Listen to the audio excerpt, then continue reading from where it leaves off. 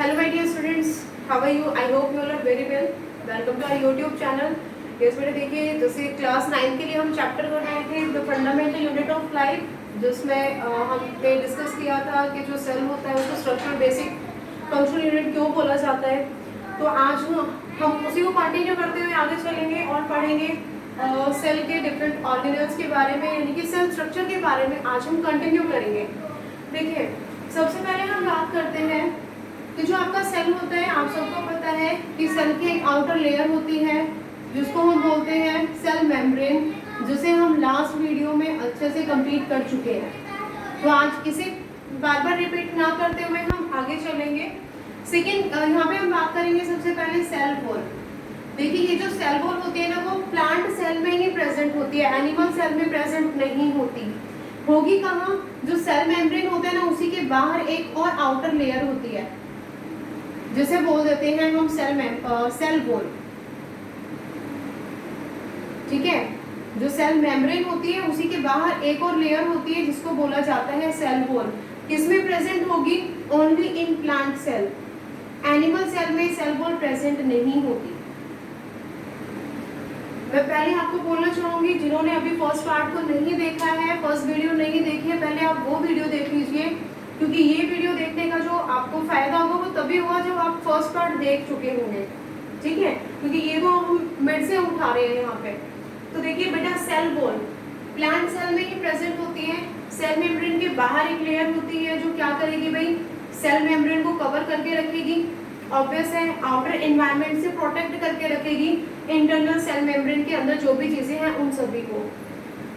Cell wall it is made up of cellulose, बनी हुई होती है सेलुलोज से।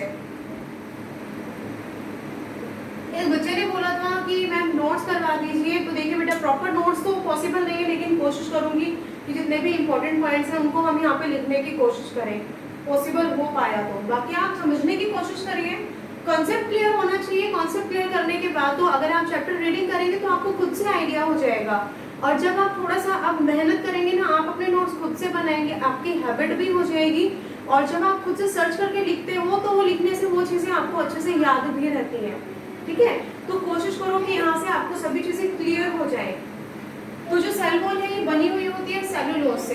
तो देखो, जो लिविंग प्लांट सेल होते हैं, जो लिविंग प्लांट सेल हैं, इनमें ये क्या करेंगे? ये लॉस करेंगे वाटर को, loss of water bye osmosis. देखो, जो लिविंग सेल होती है वो ऑस्मोसिस प्रोसेस से वाटर को लॉस भी करती है, गेन भी करती है। तो जब ये लॉस करते हैं तो इन दैट कंडीशन यहाँ पे क्या होता है कि जो सेल वॉल होती है ना, और अंदर आपका ये जो सेल है, सेल के अंदर क्या होगा? यहाँ पे कंप्लीट इसका मटेरियल भरा हुआ है, इसका न्यूक्लियस है, ऑर्गेनल्स हैं, वो सभी। तो because of loss of water ये जो मटेरियल होता है ये इनसाइड अंदर की तरफ कॉन्ट्रैक्ट होना स्टार्ट हो जाता है। ठीक है, जितना भी मटेरियल होगा वो सेल वॉल से, क्योंकि जो प्लांट जब वाटर को लॉस करेगा आउटर बाउंड्री की हेल्प से ही करेगा ना, जो पोरस होती है, जो सेल वॉल है वो पोरस होती है, सेलुलोज से बनी हुई होती है। इसका काम होता है आपके सेल को प्रोटेक्ट करना, आपके सेल को रिजिडिटी प्रोवाइड करना, उसको एक स्ट्रेंथ प्रोवाइड करना। ठीक है, तो एक प्रोसेस का नाम है यहाँ पे प्लाज्मोलाइसिस। तो प्लाज्मोलाइसिस कब बोलते हैं? जब आपकी लिविंग प्लांट सेल वाटर को लॉस करते हैं, और वो लॉस होने की वजह से यहाँ पे श्रिंकेज होता है और कंट्रैक्शन, आप उसको बोल सकते हो कि जितना भी मटेरियल है ना, वो मटेरियल कॉन्ट्रैक्ट होगा टुवर्ड्स द सेल न्यूक्लियस। तो ये जो प्रोसेस होता है उसको हम बोलते हैं प्लाज्मोलाइसिस। ठीक है, और ये वाटर लॉस होने की वजह से जो बाहर वाली जो सेल वॉल होती है वो काफी ज्यादा हार्ड होती है, और इसका फंक्शन क्या होता है? It provides strength to plant cell, to plant. और प्लांट सेल, आपके जो प्लांट सेल होते हैं या प्लांट है उसको स्ट्रेंथ प्रोवाइड करती है आपकी सेल वॉल।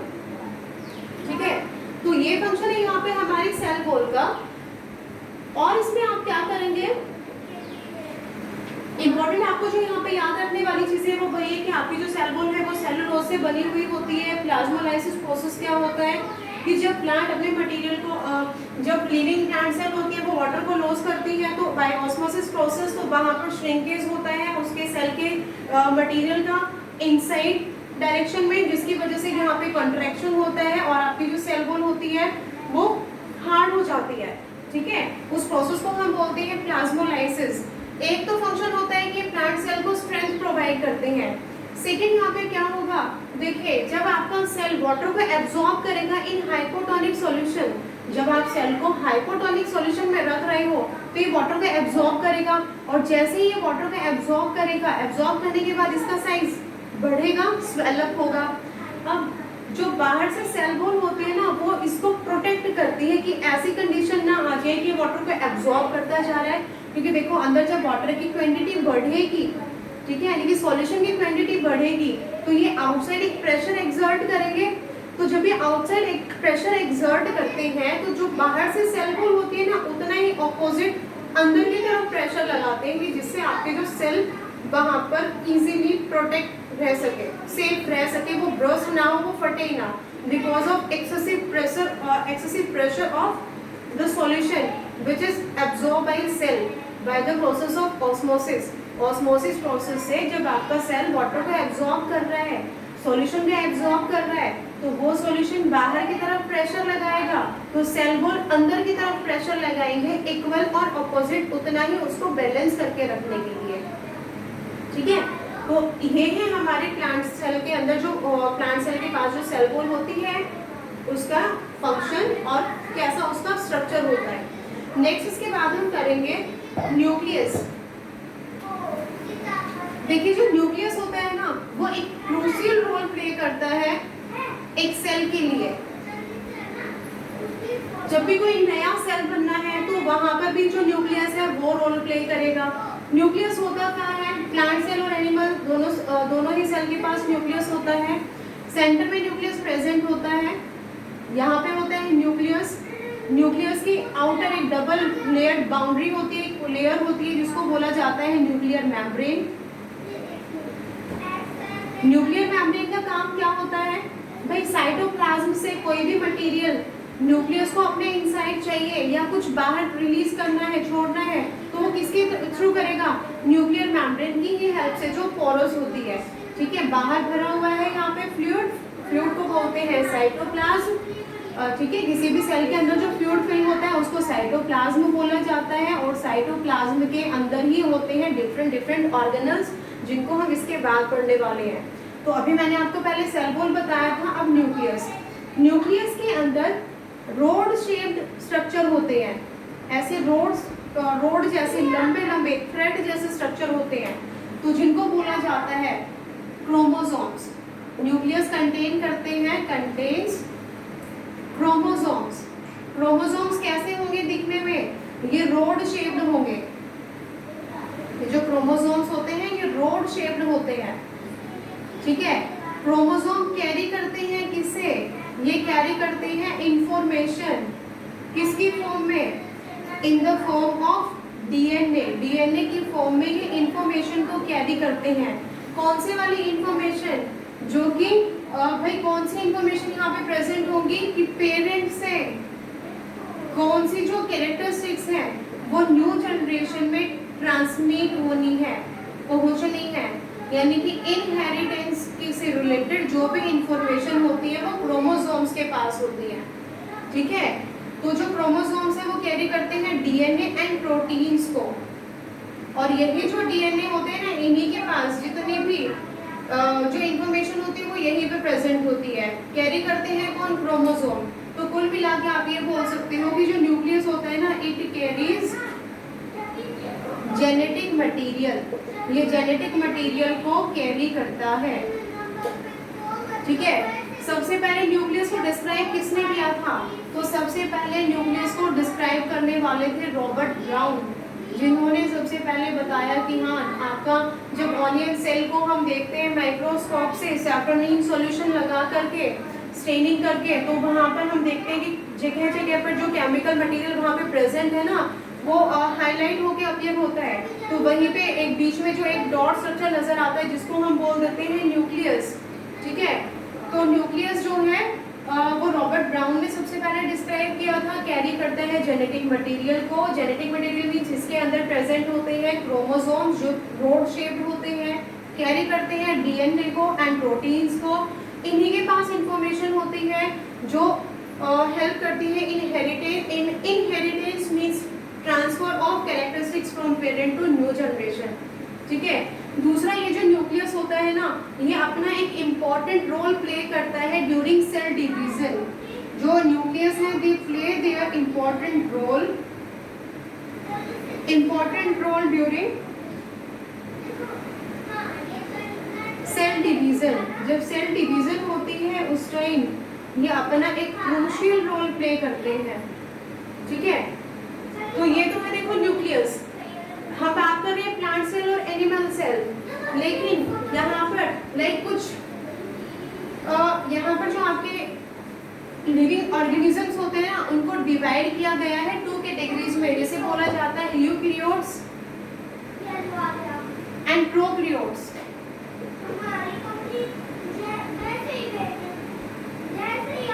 देखिए जो यू है ना उसको आप ट्रू बोलने में एक जैसा लगता है ना।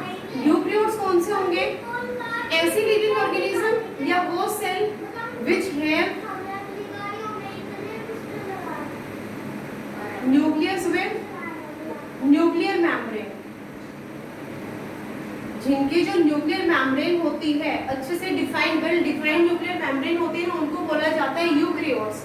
लेकिन यहाँ पर जो प्रोकैरियोट्स होते हैं ना, इनके अंदर जो इनका जेनेटिक मटेरियल होता है वो ऐसे ही पड़ा हुआ होता है, कोई पर्टिकुलर वहां पे न्यूक्लियर मेम्ब्रेन नहीं होती। They do not have well defined nuclear membrane.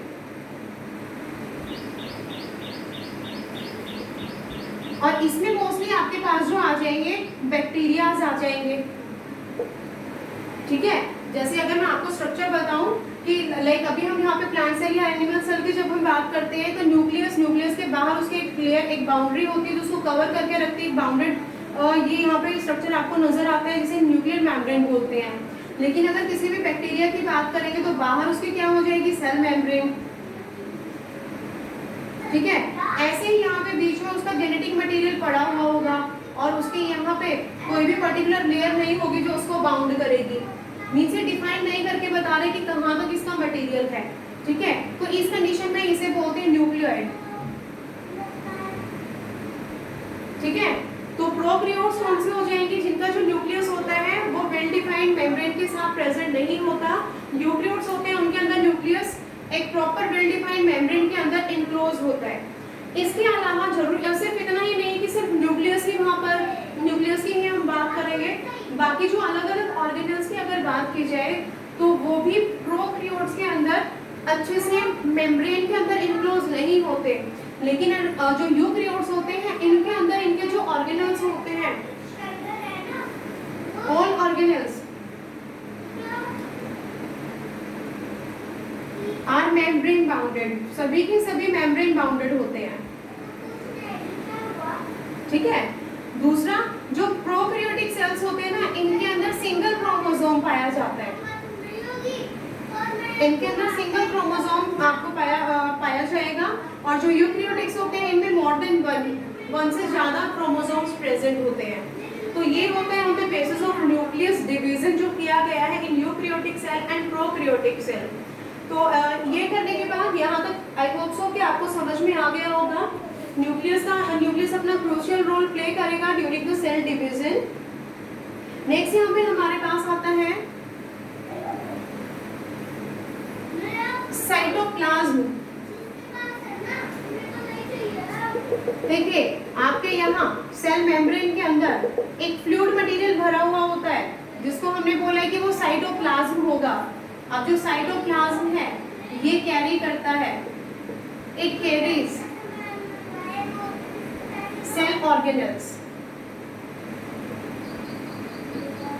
ठीक है। साइटोप्लाज्म क्या होता है?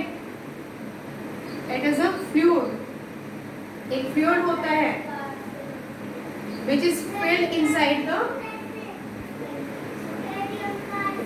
Cell membrane. सेल मेम्ब्रेन के अंदर एक फ्लूइड भरा हुआ होता है, उसे हम बोलते हैं साइटोप्लाज्म, और वो कैरी करता है सेल ऑर्गेनल्स को, और यही सेल ऑर्गेनल्स यहाँ पर रहते हुए अपने जो उनका स्पेसिफिक फंक्शन होता है उसको परफॉर्म करते हैं। ठीक है, तो ये स्टोरी है यहाँ पे हमारे साइटोप्लाज्म की। इसी के साथ अभी जैसे मैंने लास्ट आपको बताया कि जो आपके प्रोकैरियोटिक सेल होते हैं उनके पास भी उनके सेल ऑर्गेनल हैं जो साइटोप्लाज्म में प्रेजेंट होते हैं, लेकिन वो सभी क्या है, सेल ऑर्गेनल भी उनके प्रॉपर मेम्ब्रेन बाउंडेड नहीं होते। लेकिन यूकैरियोटिक सेल्स के अंदर जो ऑर्गेनल्स होंगे, all organelles are membrane bounded, वो मेम्ब्रेन बाउंडेड होते हैं। तो साइटोप्लाज्म का तो रोल यहाँ पे यही होता है कि फ्लूइड होता है और कैरी करता है ऑर्गेनल्स को, हेल्प करता है किस चीज में, कि कौन सा जो मटेरियल है, सेल को जो भी मटेरियल की नीड होगी वो साइटोप्लाज्म की हेल्प से ही मूवमेंट होती है उसकी। लाइक अगर न्यूक्लियस तक कुछ पहुंचाना है तो साइटोप्लाज्म की हेल्प से ही तो पहुंच पाएगा, या न्यूक्लियस को अपना कुछ मटेरियल बाहर भेजना है सेल के अंदर या सेल से बाहर, तो वो किसकी वजह से, इस फ्लूइड की वजह से पॉसिबल होता है। ठीक है, तो ये फंक्शन होता है यहाँ पे साइटोप्लाज्म का। नेक्स्ट है हमारे पास सेल ऑर्गेनल्स। तो देखिए सेल ऑर्गेनल्स कौन होंगे, जो यहाँ पर फ्लूइड के ये साइटोप्लाज्म के अंदर और अलग अलग पार्ट, जैसे हमारी बॉडी के अंदर अलग अलग ऑर्गन होते हैं ना, अपना पर्टिकुलर फंक्शन करते हैं, ऐसे ही इनके अंदर स्मॉल ऐसे ही कंपोनेंट होते हैं सेल के, जिनको बोला जाता है सेल ऑर्गेनल, जिनको हम वन बाय वन करेंगे। सबसे पहले हम बात करते हैं इसमें एंडोप्लाज्मिक रेटिकुलम। एंडोप्लाज्मिक रेटिकुलम, ये जो एंडोप्लाज्मिक रेटिकुलम, इनको ER इस तरीके से भी रिप्रेजेंट किया जाता है। ये क्या होते हैं, लॉन्ग ट्यूब्यूल्स होते हैं which are connected with each other. इस तरीके से लॉन्ग ट्यूब्यूल्स होते हैं, प्रेजेंट होते हैं यहाँ पर, और they are divided into 2 parts. इनको 2 कैटेगरी में डिवाइड किया गया है। एक है आपके पास RER, एक होते हैं SER।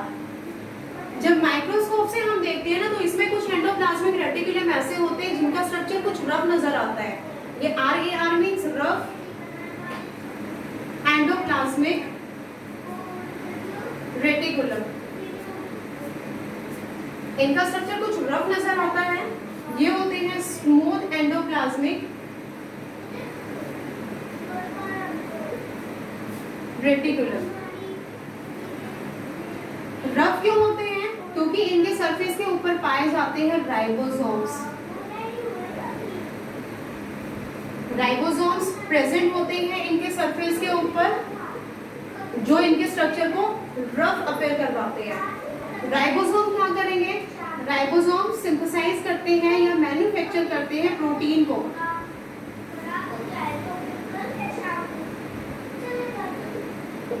ठीक है, RER का सरफेस रफ होता है, जिसकी वजह से उनको बोला गया रफ एंडोप्लाज्मिक रेटिकुलम। क्यों होगा, because of ribosome. Ribosome manufacture करते हैं प्रोटीन को, और यही जो प्रोटीन है इसको फिर ट्रांसफर कर दिया जाता है इनसाइड द सेल, जहां जहां इसकी रिक्वायरमेंट होती है। ठीक है, दूसरी तरफ जो स्मॉल रेटिकुलम होते हैं, यानी कि SER होते हैं, स्मॉल एंडोप्लाज्मिक रेटिकुलम, ये मैन्युफैक्चर करते हैं फैट मॉलिक्यूल्स को, या फिर आप उन्हें बोल सकते हैं लिपिड्स। ठीक है, मैन्युफैक्चर करते हैं फैट मॉलिक्यूल्स को और लिपिड्स को, और अब यही प्रोटीन और ये जो आपके लिपिड्स हैं, सेम सेल के इनसाइड जिसको भी नीड होगी तो वहां तक पहुंचाया जाएगा। दूसरा, इनमें से कुछ प्रोटीन्स या फिर आपके लिपिड्स होते हैं, उनका यूज हो जाता है आपकी सेल मेम्ब्रेन के मैन्युफैक्चरिंग में। जो सेल मेम्ब्रेन वहाँ पे होती है ना, उसके बनने में भी इनका हेल्प, ये जो प्रोटीन और जो लिपिड्स होते हैं उनका यूज होता है। तो आपसे अगर पूछा जाए कि सेल मेम्ब्रेन है वो किससे बनी हुई होती है, तो आप उसमें आंसर करेंगे that is made up of proteins and lipids. Proteins और लिपिड से बनी हुई होती है। ठीक है, और ये जो प्रोसेस होता है उसे हम बोल देते हैं मेम्ब्रेन बायोजेनेसिस। मेम्ब्रेन बायोजेनेसिस यानी कि आपके ER में जो प्रोटीन और यहाँ पर लिपिड्स को मैन्युफैक्चर किया है, उनको यूज किया जा रहा है in the manufacture of cell membrane. Cell membrane के ग्रोथ में उसकी ग्रोथ में इनका यूज हो रहा है, तो उस प्रोसेस को हम यहाँ पर बोलते हैं मेम्ब्रेन बायोजेनेसिस। इसके अलावा अब इनका जो काम होगा एंडोप्लाज्मिक रेटिकुलम का, ये एक चैनल का काम करते हैं, ये एक यहाँ पर फ्रेमवर्क प्रोवाइड करते हैं जिससे कि यहाँ पर आपके जो प्रोटीन या लिपिड्स बन रहे हैं उनको ट्रांसफर किया जाए, पहुंचाया जाए in every part of cell. ठीक है, तो इस तरीके से चैनल का काम करते हैं। दूसरा SER इन लीवर सेल, इनका एक जो इम्पोर्टेंट फंक्शन क्या होता है कि कोई भी जो पॉइजनस या केमिकल सब्सटेंस ऐसे प्रेजेंट हैं लीवर सेल के अंदर, उनको डिटॉक्सिफाइंग कर देना, यानी कि जो टॉक्सिक सब्सटेंस है उनके इफेक्ट को खत्म करने का भी जो काम होता है वो SER का होता है। ठीक है, तो ये हो गया हमारे पास एंडोप्लाज्मिक रेटिकुलम। इसके बाद नेक्स्ट है हमारे पास गोल्गी एपरेटस। जो गोल्गी एपरेटस होते हैं, जहां आपको ये एंडोप्लाज्मिक रेटिकुलम नजर आएंगे ना, उन्हीं के आसपास आपको गोल्गी एपरेटस भी मिलेंगे। सबसे पहले कैमिलो गोल्गी, यहाँ पे कुछ ऐसे फ्लैटेंड सैक्स होते हैं, बैग जैसे स्ट्रक्चर बने होते हैं, फ्लैटेंड होते हैं, ठीक है, जिनको बोला जाता है गोल्गी एपरेटस।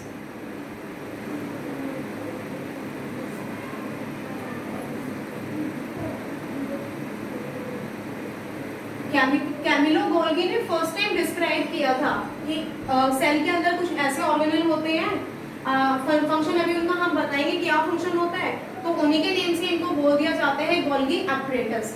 इन्होंने डिस्क्राइब किया था गोल्गी एपरेटस को।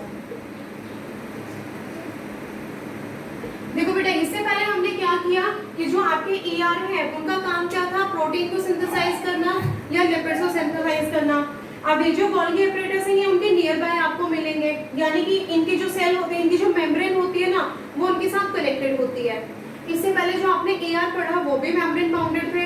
गोल्गी एपरेटस है, इनकी भी अपनी एक मेम्ब्रेन होती है, यानी कि अगर बात की जाए किसी भी यूकैरियोटिक सेल की, तो उसके अंदर जितने भी ऑर्गेनल हम पढ़ने जा रहे हैं ना, सबके सब मेम्ब्रेन बाउंडेड होते हैं।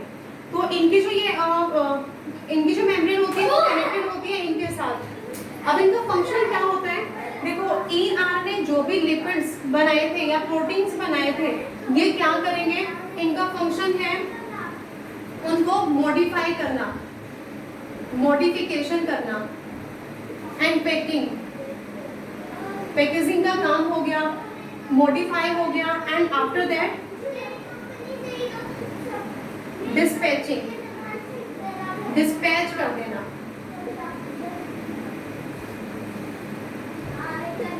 That protein and lipids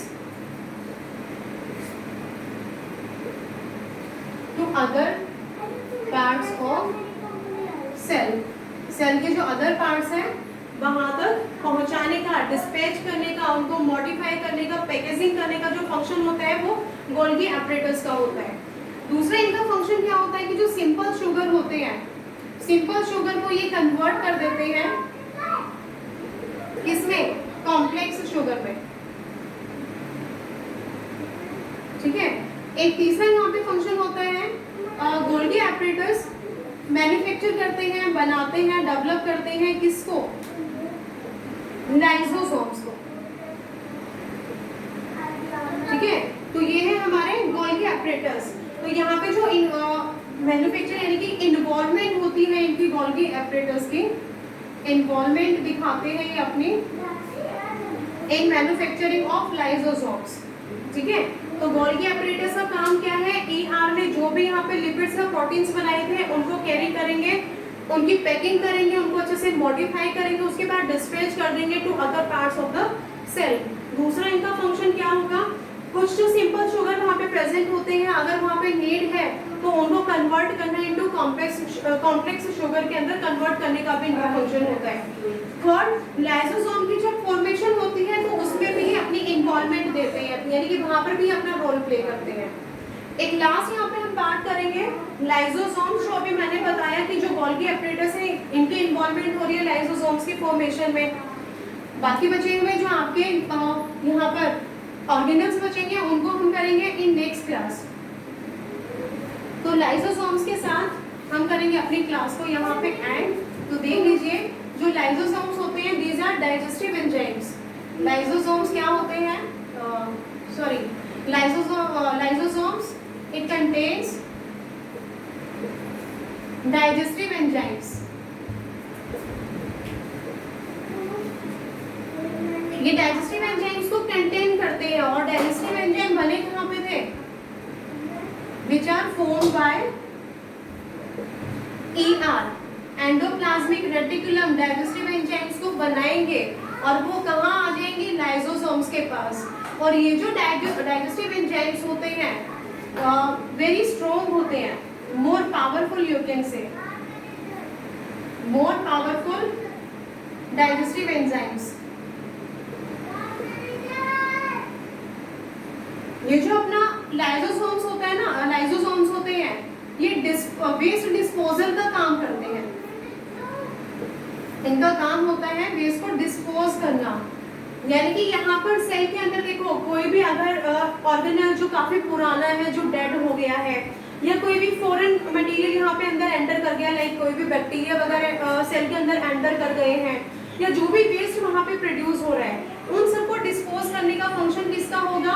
lysosomes का, क्योंकि लाइसोसोम्स के पास डाइजेस्टिव एंजाइम्स होते हैं जिनको बनाया गया है ER ने बनाया, लाइसोसोम्स ने अपने अंदर स्टोर किया। डाइजेस्टिव एंजाइम बहुत ज्यादा स्ट्रॉन्ग होते हैं, इतने ज्यादा स्ट्रॉन्ग होते हैं कि सेल का जितना भी वेस्ट होता है उन सबको डाइजेस्ट कर जाते हैं। ठीक है, तो वेस्ट डिस्पोजल का इनका ये वेस्ट को डिस्पोज करने का इनका काम होता है। किन चीजों को ये डिस्पोज करेंगे, किन चीजों को ये डाइजेस्ट कर जाएंगे? कोई भी फॉरेन पार्टिकल आ गया है, लाइक बैक्टीरिया, या जो भी old and dead cell organelles है वहां पर जिनकी कोई नीड नहीं है, उन सबको ही डाइजेस्ट कर जाते हैं। ठीक है, दूसरा, अगर कोई कभी ऐसी कंडीशन आ जाए कि अब हमारा जो सेल है उसके अंदर डिस्टर्बेंस आ गई है, ठीक है, कोई ऐसी कंडीशन आ गई कि सेल के अंदर डिस्टर्बेंस आ गई है, सेल अब अपना फंक्शन अच्छे से नहीं कर रहा है, तो उस कंडीशन में, यानी कि सेल अगर ब्रस्ट हो रहा है, अगर वो खराब हो रहा है, डैमेज हो रहा है, तो ये जो लाइसोसोम्स है, लाइसोसोम है, वो अपने आप उस सेल को, पूरे सेल को ही डाइजेस्ट कर जाते हैं। इसी वजह से इनको बोला जाता है लाइसोसोम्स आर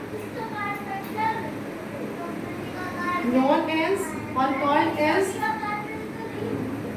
suicidal bags। इनको सुसाइडल बैग क्यों बोला जाएगा?